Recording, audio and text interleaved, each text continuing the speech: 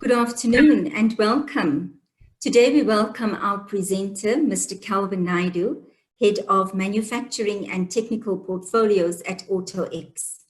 The topic for today's discussion is leadership and its role in business turnaround. Before we continue with the proceedings, let us respectfully take a moment to observe the many deaths as a result of the global pandemic. And today, it is with great sadness that I make special note of the passing of one of the executive leaders of our own institution, Professor Papeta. Let us take a moment.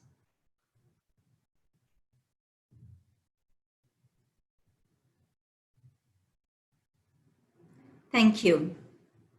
As we enter into the discussion today, I highlight a few protocols to observe during the session. If you have any questions during the presentation, please type them in the chat box in your Zoom control panel, and then kindly select the option that states panelists and attendees when posing your question, so as to prevent a duplication of questions that are being posted. We also acknowledge our attendees who are joining us from the YouTube platform today. Our media technician will be adding your questions to the chat box for inclusion in the discussions today. Without further ado, let us commence with today's discussion. The human tragedy of the COVID-19 pandemic must be viewed as a wake-up call to a great reset of the economy and society as a whole. The need for resilience in leadership has become a resounding clarion for the survival of companies today. The Business School, in its Business Rebound webinar series, aims to provide coping strategies for our partners and our stakeholders by hosting experts in industry to discuss various topics that provides both global and local insights into how we rethink business towards becoming resilient to survive and yet anti-fragile to thrive. On this note, it is now my privilege to introduce our speaker for today, Mr. Kelvin Naidoo. Kelvin has an engineering background with postgraduate qualifications in engineering and business. He's currently leading the manufacturing and technical portfolios for AutoX, which was formerly known as PowerTech Batteries and more popularly known as Willard Batteries since 2008. Kelvin relocated from head office, where he was the CTO in 2016, when the company was experiencing a manufacturing crisis that was going to end 65 years of operations. This was when the company combined its manufacturing and technical functions. And as the head of the technical function, Kelvin is accountable for new product development, for research and development, manufacturing techniques, process development, application development, quality control and certification, as well as service and product strategy. This manufacturing operation employs 400 employees with over $1 billion worth of production equipment.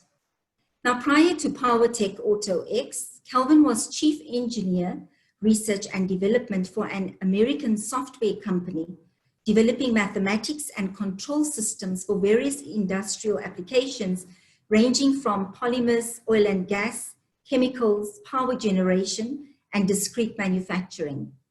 In this time, he worked on over 100 sites in 50 different countries. Kelvin notes this experience as being invaluable in developing his current worldview. Without further delay, it is our privilege to welcome you, Kelvin. Thank you. Thank you, Leanne. You made that sound very impressive. I hope I can live up to the expectations you set. I am now going to share my screen.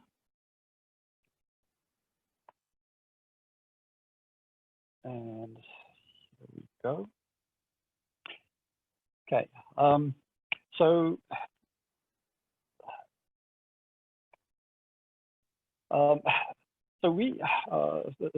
Leanne explains my background and my role in the organization to quite a bit of in quite a bit of detail.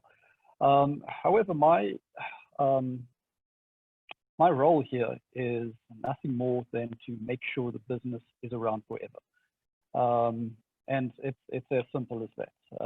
That's the expectation I have of my management team, and the expectation my shareholders have of me and our executive committee. To set the context, I want to turn the clock back to 2016, so about 4 years ago. And this company was facing imminent closure, the manufacturing facilities in any case. We could probably have survived and saved the business by importing products and reselling locally, but that's not a sustainable business strategy. Anybody can import. Anybody with a little bit of cash can import.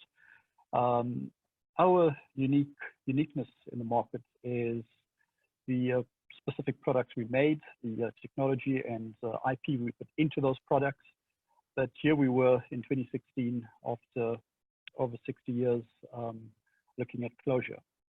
So out of desperation, I was asked to come down, and my brief was very simple: go see what you can do.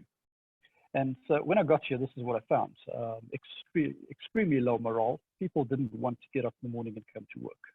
Absenteeism was high. IODs were through the roof.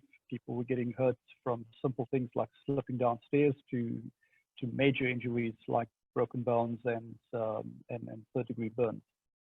Our relationship with organized labor was extremely militant. There was no trust between labor and management. There was certainly no trust between management and the labor unions. And at management level, we were dysfunctional. There were silos. The management team was stabbing each other in the back, playing politics, and getting very little done. We were seeing massive safety, health, and environmental violations on a daily basis. Things that could have shut us down just in themselves. Production costs were through the roof. Now, being a manufacturing operation, we do what we call recovery costing, and compared to where we budgeted, we were running scrap levels at more than 100% of our normal product recoveries. And so that was, so if for argument's sake we recover 100 rands per battery, we weren't, and that's including the scrap allowances, we were actually running at minus 100. That is our significant the losses were. We tried to solve the problem, or the problem was the attempt at solving the problem just ended up with massive amounts of overtime and labor costs. And because everything had to be redone 2 or 3 times over, energy costs became unsustainable. Product quality was so bad that nothing was able to leave the factory gate. Everything failed our own internal quality controls. And that meant we started losing brand equity because we couldn't supply the customers, and if we did supply, it wasn't with good product. And our strongest brand, Woolard, it's got a heritage going back to the early 1900s, and that's quite a bit of history to undo just by just in 2 or 3 years. And we also started seeing that many of our suppliers were becoming nervous. Now, when your suppliers get nervous, then that's people on the outside noticing that you've got a problem. So the approach we followed was a little bit different to what usually happens. What usually happens is head office will send in a hotshot, and he will come in at step 4. He'll execute steps 4, 5, and 6, and then he'll go back to his day job and leave as the hero, and the next generation of management, or the next management to come in, will be left trying to sustain this. We took a little bit more of a holistic view, and we basically stopped everything and said, let's go back. What is it? that we're trying to solve here? What is the issue? And to be able to answer that, we followed, call it engineering protocols, and we kept asking why until we couldn't get an answer. And that took us all the way back to understanding our values. So that was the first step to the solution, was to understand what our values are. What are the rules? What are the boundaries that we make decisions by? What are the rules that we live our lives by? What are the rules that we run the business by? And it sounds obvious, but until you've actually spent the effort, there's a significant amount of unknown unknowns.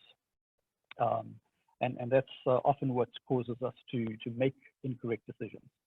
The next level was to understand the vision. What is it? Where do we see ourselves? What's the end game? And thirdly, understand the problems. So that's something we did differently.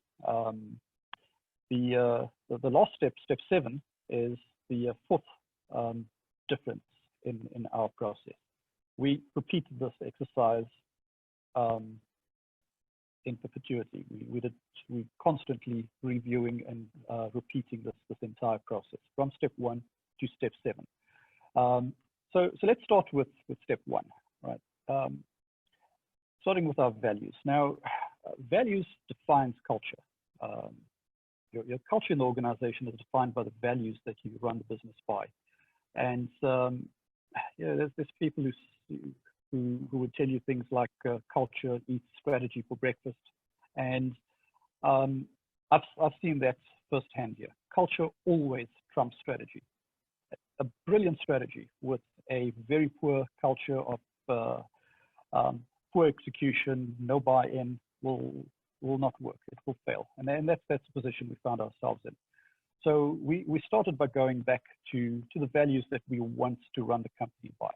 And that coalesced through several iterations into these 6 items. I'm paraphrasing what's on our website here, but essentially it comes down to honesty and integrity, fairness and equity, sustainability, and I'm not talking just environmental sustainability, I'm talking business sustainability, commitments, accountability, and teamwork. And this is, many companies talk about these things, but these are big words that come out of the Strat conference. But what does it mean in simple English? What does it mean to people who are actually making batteries in our case? So in other words, always speak the truth, do what you say and say what you do, transparency, treat people with dignity, do things for the future, live and work together, and do the right thing. Now this one is a bit of a story to this. I once defined integrity to my to our employees here, and someone asked me, what do I mean talking about integrity? And I said, integrity is doing the right thing when no one's watching. And I was corrected by one of the guys on the floor. Puts up his hand and he says, you want to disagree with me? He says, integrity is doing the right thing, especially when no one's watching. The next step was to understand what is it that we want to achieve? What is our vision? Where do we want to take this business? And we've all got lofty vision statements. We've got one. The exco went away on a Strat conference for a week, and we formulated a very well-worded vision statement. But guess what? It means nothing to the guy who's putting a label on a battery. It means nothing to the person who's picking up an ingot of lead and putting it into a lead pot. None of our customers read it. It means nothing to anybody else other than the people who wrote it. So I tried to put this into simple terms, into something that everybody can understand. So I want to establish a place of safety for everyone forever. So that's something simple. My CEO can understand it, and the most junior person on site can understand it. My customers understand it, my suppliers understand it. So to expand that a little bit, by everyone, I mean everyone, not just employees. I'm talking about shareholders, customers, suppliers, employees, and the community around us. Shareholders need to feel that their investments are safe, customers need to feel the way I feel when I eat at McDonald's in Shanghai. I feel safe. I eat there not because I like the food. I eat there because it's safe. It feels the same as Port Elizabeth. Suppliers need to feel safe that they're going to get paid for the services and products they supply to us. Employees obviously need to feel safe that their futures are secure. And people around us need to feel safe that we're not going to destroy the environment around them. We're not going to have a Beirut-style explosion happening right here. So we need to make sure that everybody, call it stakeholders, but everybody associated with this business, one way or the other, feels safe with that. By safety, I mean, I don't want anybody on that list to worry about anything. And forever is a long time. Forever means starting now. So you can't forget the short term. You have to survive the short term to see the long term. And forever ends, well, there is no end. So it ranges from now till the end of time. That's what I mean by forever. The important point there is it starts now. So we can't forget the short term. What we do now determines whether we survive the next 12 months, but equally determines whether we survive the next 10 years.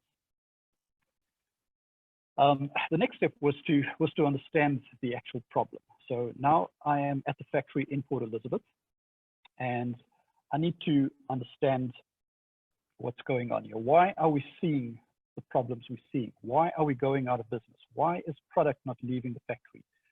So you can only do that by spending time where things happen. I can't do that from the boardroom. I can't do that from head office. I can only do that in our case here at the factory floor.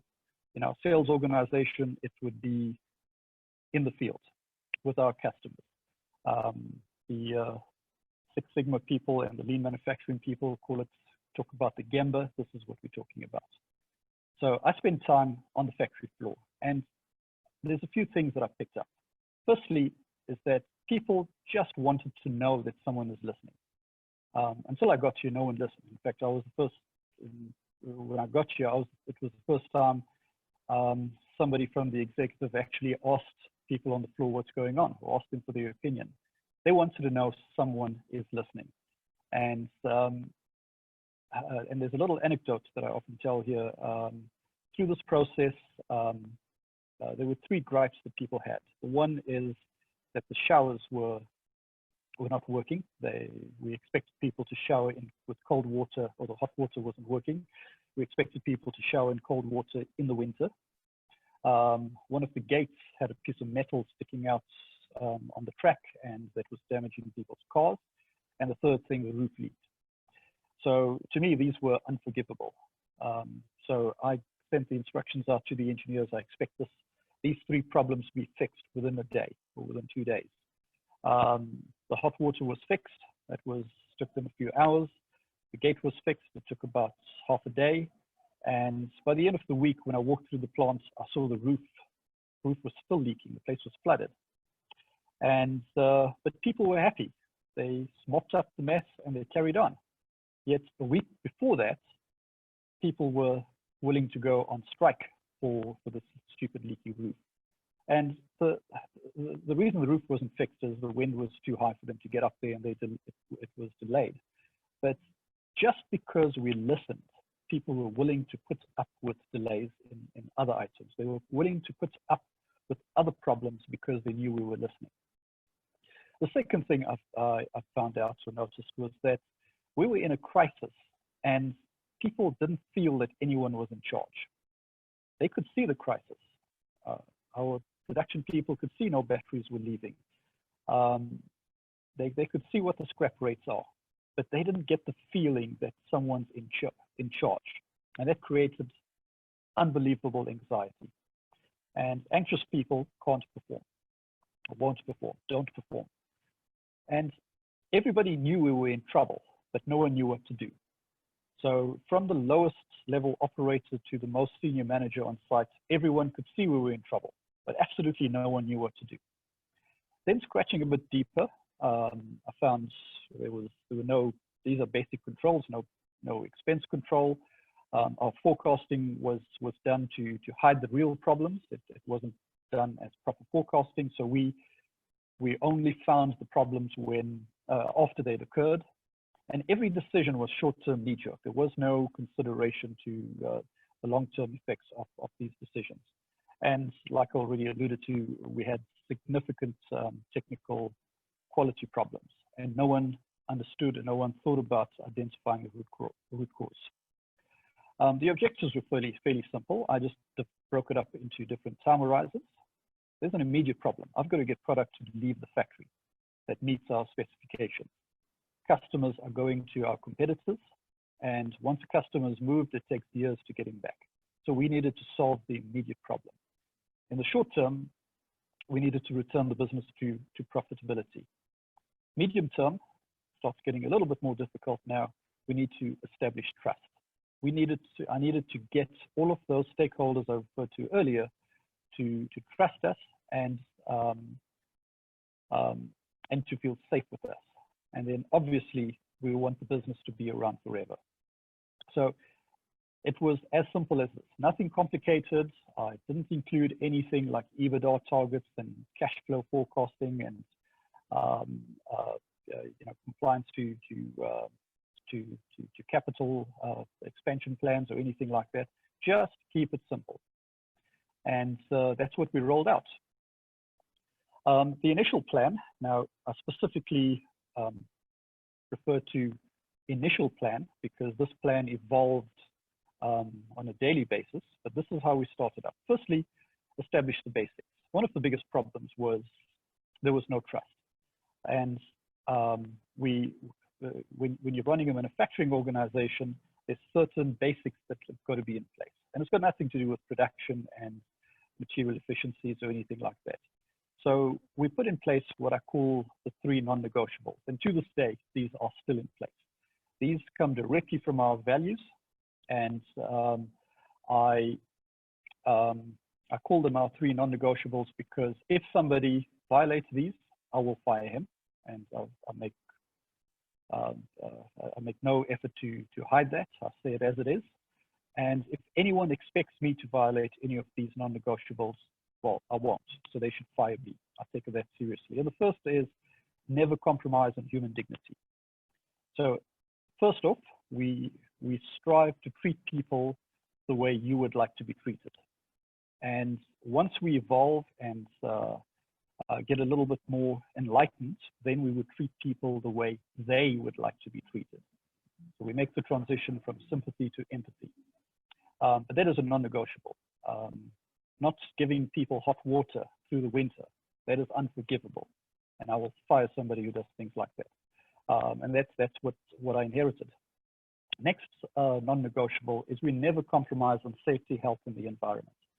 And that sounds obvious, but I can't put a value on someone's health. I can't put a value, RAND value, regardless of what we discuss in risk committees. I can't put a value on an acid spill or contamination of groundwater. If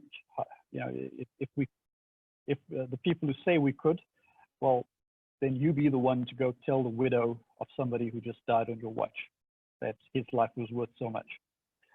We don't compromise on that. And thirdly, we don't compromise on quality. Our heritage and our brand and our entire business model is based on the perception of quality, of having a premium product. The second step in establishing the basics was to establish the role of management. I inherited a dysfunctional team. People were stabbing each other in the back, fighting each other. They not just within the factory, but even in the interactions with other areas of the business, with sales, with the logistics business, with our operations divisions. It was dysfunctional. So I started out by telling my management team that they've got one job, and that's to do themselves out of a job. And that took a bit of soul searching for them to understand what I was talking about. And once they figured it out, they realized they've got to make the transition from being someone who issues instructions to someone who coaches. They've got to make the transition from manager to leader. And that was a big mindset change, a big paradigm change that that was eventually achieved. The second point on the role of management is, regardless of what the textbook says, this company our size, under our conditions, I don't believe in KPIs for my senior management. They've got one KPI, and that is our performance against meeting the vision. I don't measure them on their own department's performance, because we are a small team and everyone has to do whatever whatever has to be done. So it's very difficult to put that into a departmental KPI. At their levels and further down, yes, by all means.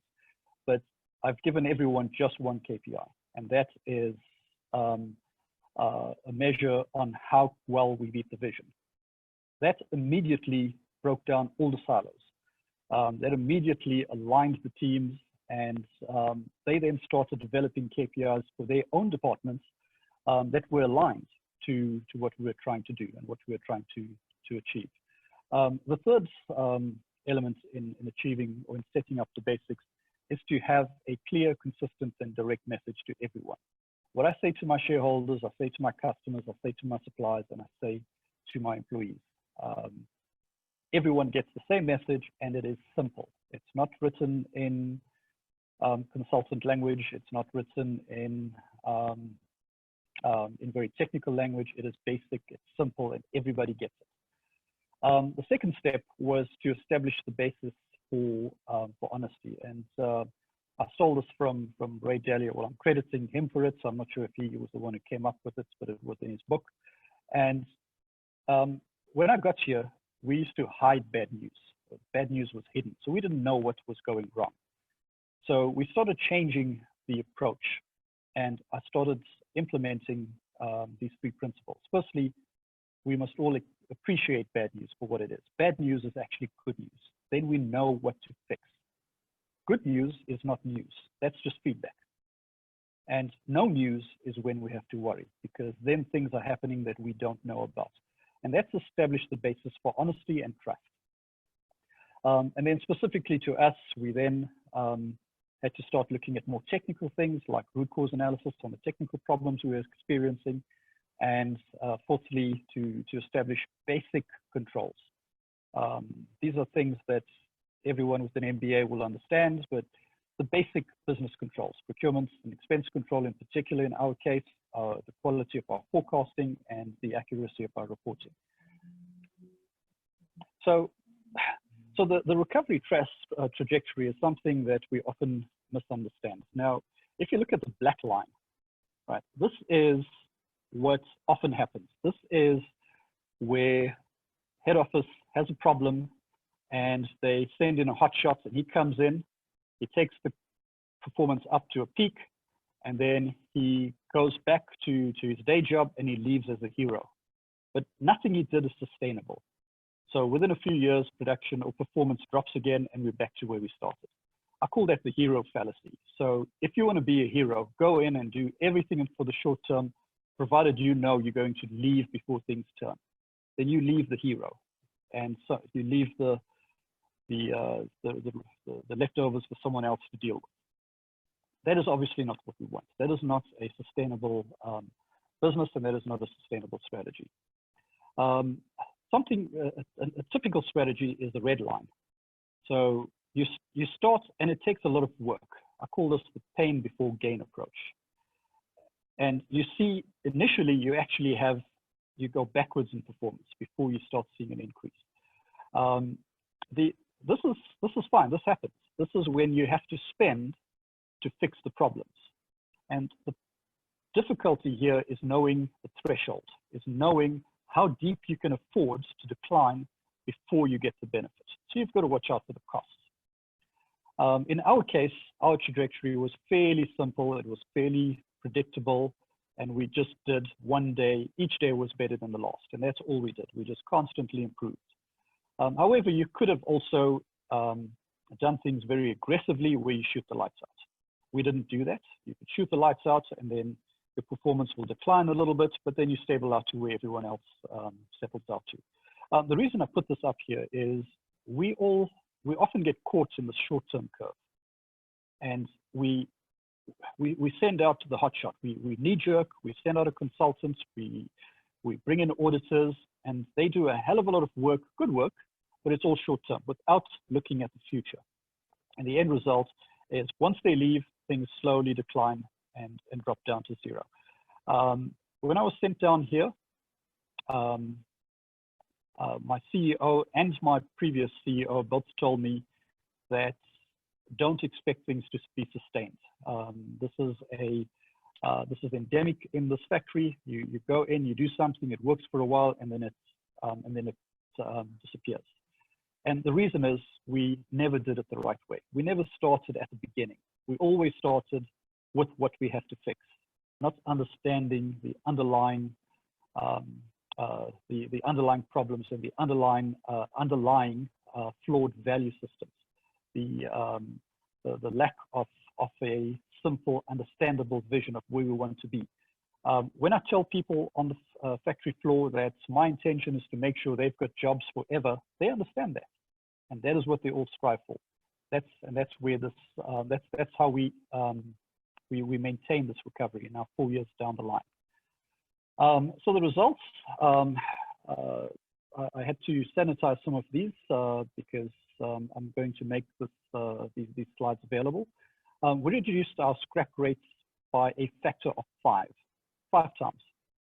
So if our scrap rate initially was 100, we reduced that to 20. So we divided it by 5. It was a significant reduction in material efficiencies. Our aftermarket claims, warranty claims, reduced by factor 8. Right, we doubled the warranty period and significantly reduced the claims rate. And if you do the statistics, it works out to an 8-fold improvement. Our relationship with employees and with the unions is incredibly solid. My principle here is quite simple. Employees work for me. They don't work for the union, and I treat them as my people. And that has solidified my relationship with my people, and it solidified my relationship with the labor unions. Equally important is in the past, we were running old technology. Our products were tried and tested, but they were obsolete. The world was running ahead of us. And just in the last 4 years, we've implemented well over 200 product design innovations. And we did that in a period of 4 years. It's not driven by me.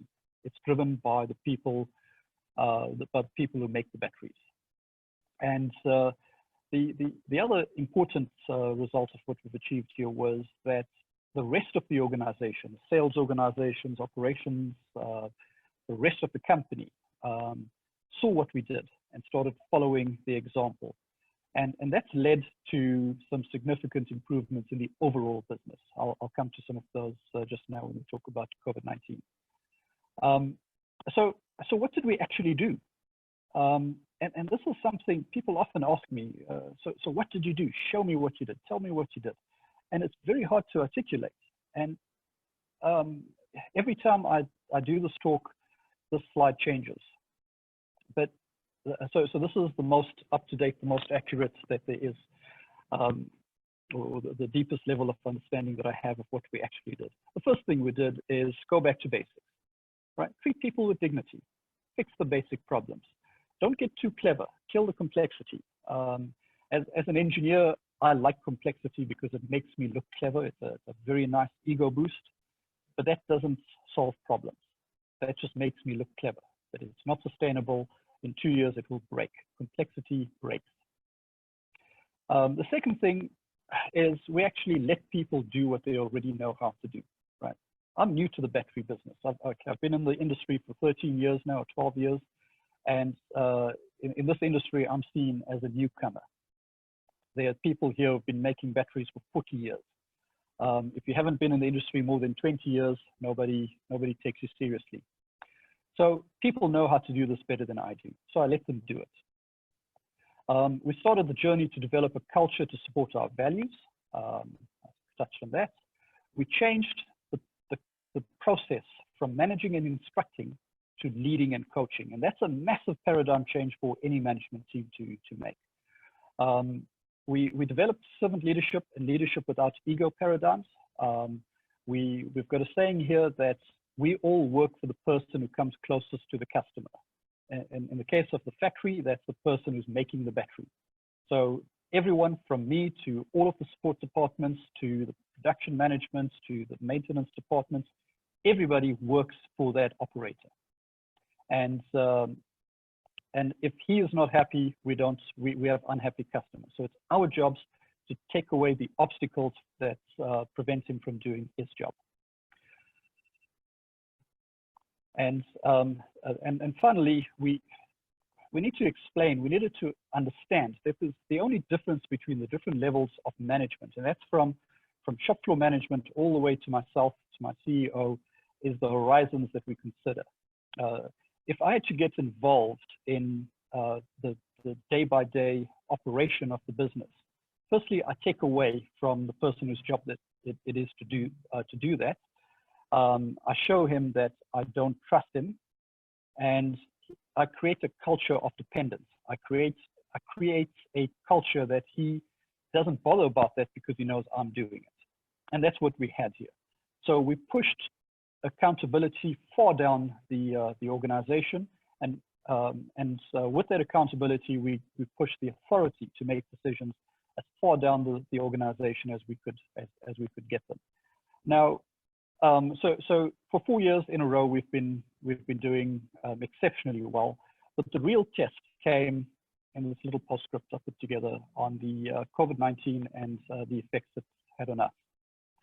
So what did we do to manage COVID-19, or how did we handle this? We were in the same position as every other manufacturer in the country.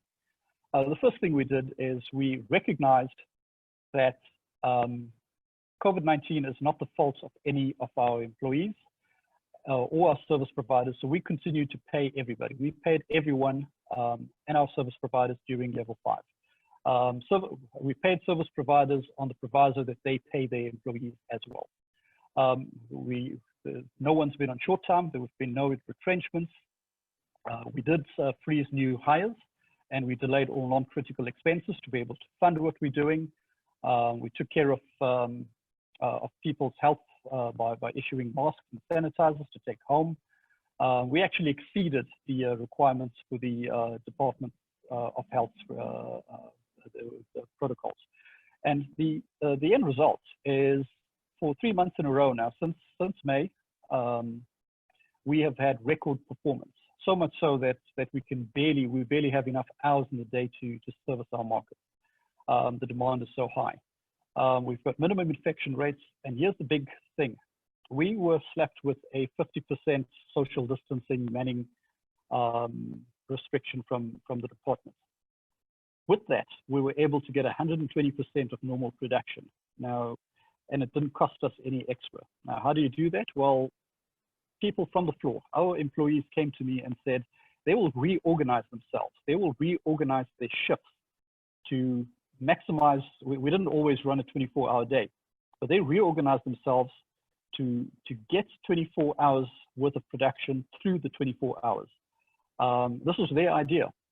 We ran 12-hour shifts, 2 12-hour shifts a day for 6 days a week, and the 6th day came free. We didn't pay for that. And this was not my imposition. This came from the floor. So I got 6 days out of 6 days worth of production on but paying for 5 days without exceeding the department's social distancing requirements. So to me, that is the proof of the pudding that what we've done is sustainable. So my final slide is, what we've done is what we term, or what we've called here, disruptive leadership, and that's a choice. And with that, thank you, Leanne. I'll hand back to you. Thank you, Calvin, for that insightful presentation. I must say, I've found actually 4 nuggets from your talk that I drew out of the presentation today. coming from a production environment, your statistics are really phenomenal in terms of your scrap reduction rate, in terms of your increased productivity, really very impressive. But what I found out took out of the presentation today was when faced with a crisis, you went back to basics, opposed to heading straight on in to try and fix things, which you said we normally go to where the fire is, and we tend not to go back to basics. So that was the first nugget that I pulled out of your presentation today. Then the second nugget was in terms of leadership, where you used a servant leadership approach and a servant leadership style to influence the culture of your organization that you then infused with the values. And you actually noted, let people do what they already know how to do. And so many times we as leaders tend to not do just that. And that is the point that actually brings about turnaround in the organizations. And then you made a very significant comment. You said, we serve the person closest to the customer, because that person knows and understands the need of the customer. Really brilliant customer-centric approach to the way that the business had shifted. And the fourth nugget that I took out was that you vested accountability and authority right down to all levels. So those were the four nuggets that I had extrapolated from your conversation and from the presentation today. And I just want to, before we continue with the questions and answers phase of the session today, I really want to encourage attendees to type your questions in the chat box in your control panel. And then just a reminder to select the panelist and attendees option so as to prevent a duplication of questions when they are being posed. So I have one question. How did you structure your turnaround team to get in as you were new to the organization? How did you get that buy-in towards a turnaround? Okay, that was it was actually a relatively easy task because when you're in a position where you have nothing to lose, we're going to go out of business. When you're in a position like that, people are more receptive to doing different things because they've got nothing to lose. Right? You lose your job, that's it, game over. So so this started. It started out on the canteen floor. We have a town hall meeting, and the turnaround team wasn't a dedicated team. It was under my leadership, but the turnaround team was all 450 or whatever we had at the time, people here. And it started with me canvassing opinions from the floor, from the lowest possible level. And being an engineer, that gave me good insight into what the guys were talking about and a good understanding into what they were talking about. And then I brought that up to my management team, and then it came from me. So where we had traditional managers that still hadn't made the transition to servant leadership, I couldn't tell them this came from the floor. They would not give it any respect or airtime. So instead, I told them this is what we will be doing. It was only once they've evolved to understand what a servant leadership methodology and the style that they began to understand that this came from the floor. So the turnaround team, firstly, that was sort of what led to how we eventually did the turnaround. So the first step, and this is going to sound out of character here, but the first step was to get rid of the rubbish. Right? We had people here that were milking the system, that were causing the business to fail, that just did not fit into the culture that we wanted, and it was very difficult. But there were 7 senior heads that that we eliminated, or 7 senior roles that we eliminated over different times. There were some roles that we combined.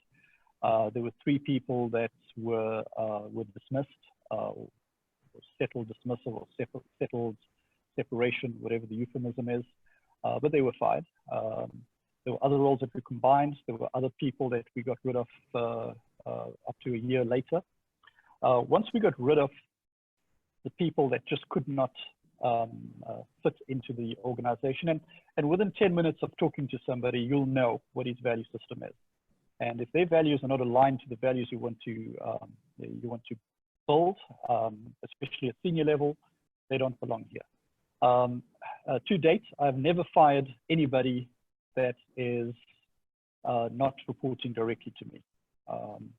I won't do that. I believe if somebody junior needs to be fired, it's because the manager that he's reporting to didn't do his job. So all of the people that left were senior people, and that was a big step. The next step was to understand who are the best people at actually implementing, call it the vision. These are, and again, you know, when you're talking about somebody implementing the vision, I don't want a super creative type here. I want somebody who can get down and make things happen. There's no time. We had literally 2 or 3 months to get this right. There was no time for debate. There was no time for brainstorming. This is what we have to do. We do it this way, or we don't do it at all. So you talked about leadership style. We had to become, you know, it almost was a dictatorship for the first couple of months, because this is what we do. This is the instruction. Go do it. And so I had to identify people who are good implementers. But those people had to be people who were, people. I couldn't send out a system specialist, an engineer who knows how to do things on computers. It's not the computers doing, it's not the machines doing the work, it's people doing the work. So I had to make sure that the people executing the plan were people who could work with people. And it evolved from there. And once we got that in place, then only did I look at the technical problems. So if there's anything that I can credit myself for, it's solving the technical problems, the engineering problems, because that was late nights sitting in the control rooms, doing calculations and solving the technical problems. But no one remembers me for that. But it was only after we had as Jim Collins puts it, we had the right people on the bus in the right seats, that we could start doing this. But remember, we've only had a couple of weeks to get all of this in place. And yes, we made mistakes. We had people who were wrong for it, but we quickly recognized that and quickly reorganized and quickly restructured. So there was lots of movement. Now, once you have the right people in the right places, you then start working on pushing the authority and the accountability as far down the organization as you can. I want the operator to make decisions. I don't want decisions to have to filter through a whole hierarchy before it happens.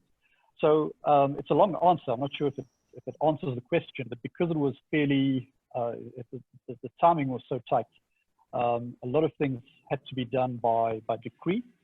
And then once we established once the immediate objective of getting product out was established, I then personally started backing off a little bit, and that's when the empowerment and the accountability started getting pushed down the organization.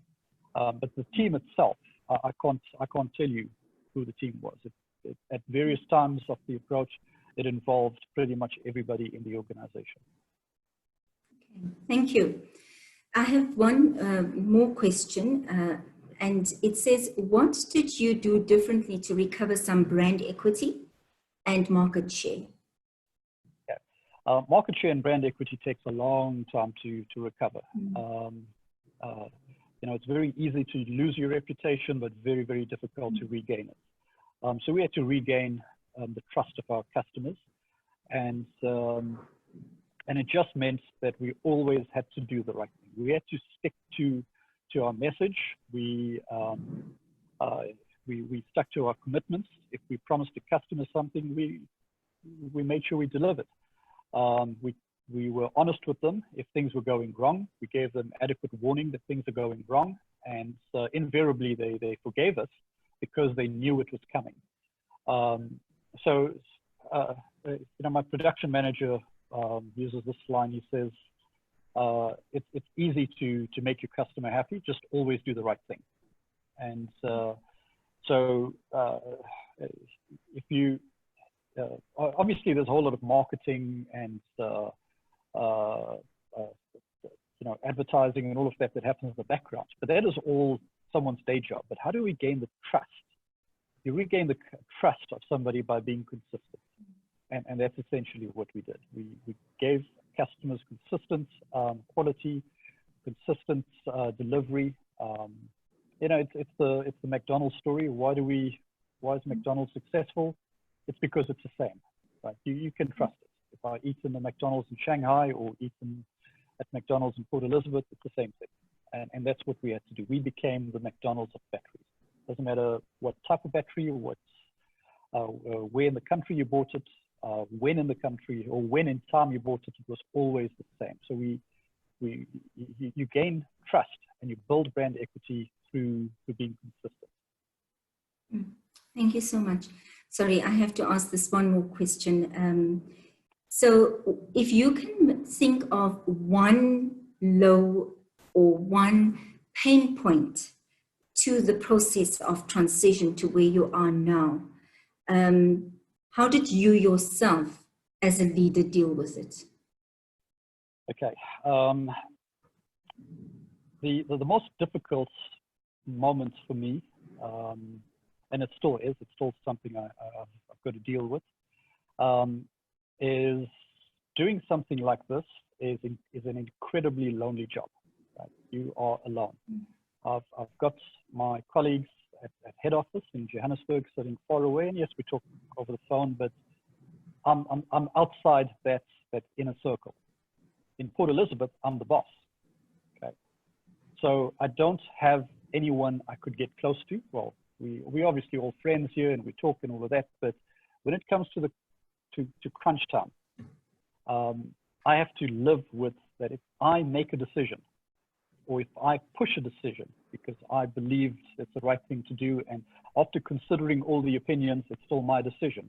If that's the wrong decision, I've destroyed something. If it's the right decision, yes, I get the glory and the credit and all of that for it. But it's very lonely when you have to make those kind of decisions. And that was the single most difficult thing. And anyone taking a company through any form of turnaround as the head, it is a very, very lonely position to be in. And you have to be comfortable with it. You have to be able to accept that if it fails, it's your fault.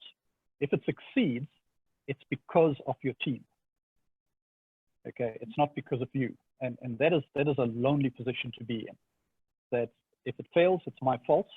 If it succeeds, it's because of what everyone was able to implement. And that was the single most difficult part of the entire thing. And how you deal with it, again, you deal with it through trust. You learn to trust your team. You learn, you've got to get them to trust you. And then once there's trust and openness, then people will tell you, listen, I think you're making a mistake there. But that takes time. That takes years to develop. But when you step in, when you get sent in to fix something like that, it's very, very lonely. Thank you so much for the honesty in that response. It is appreciated. Well, we have come to almost the end of our session today, and it is now my privilege to hand over to the director of the Nelson Mandela University's Business School, Dr. Randall Jonas, to do the wrap-up and vote of thanks. Thank you, Dr. Jonas. Thank you, Leanne, and thank you, Kelvin, and thank you to all our participants this afternoon for participating in what has been a very, very successful talk given to us by Kelvin. And, what struck me, and I'm sure many of our participants this afternoon, was the very, very simple little things that you have done in your tenure as the man in charge at AutoX and having achieved such a magnificent turnaround. Calvin, you will know that you and I met always in virtual space, of course, never personally, during the Bay Business Forum webinar series where you were our guest speaker. And that is when I listened to your story. I thought that that story should be told also on this particular Business Rebound webinar, not only because our students, our MBA students and PDBA students will benefit by it, but also the broader audience that we have, that we would like to share the story, because it's a story not often told, and how you've actually achieved that is actually quite amazing. And Leanne has spoken about some nuggets, and I want to maybe just embed the following two that I think comes from your talk, and that is consistency and honesty builds trust. That's the two key lessons that has been taken from your talk here this afternoon. And the second one, of course, is the role of culture. How important culture is to build sustainable organizations. If those elements aren't there, and that is consistency, honesty, and culture, and trust, then you will definitely not be able to have a successful organization. We've been very, very pleased to have you this afternoon, Calvin, listening to your story. It is in the wonderful and the comments that we've seen coming from some of the attendees as well. Really, really back to basics, and of course the kind of leadership that we need nowadays in our organizations, particularly in the post-COVID world, where it looks like a very, very complex world. We can do simple things to achieve great results. Thank you very much for sharing this afternoon with us, and of course sharing your lessons in leadership with us today in our business webinar series. So just to close off and wrap up for me from my side, this then ends the series, the current series, the 2020 COVID-19 series for us on the Business Rebound webinar series. We are obviously very, very pleased with the response from the public that we've had, the attendance that we've seen in all the various webinars that we had in episodes, and we look forward to the next series, which we are working on already, and bring that to the public soon. Of course, we ask you also to save the date, because the whole webinar series is part of a longer and a bigger project by the business school, and that is that we are also looking at launching and hosting the annual Leadership Summit. I'm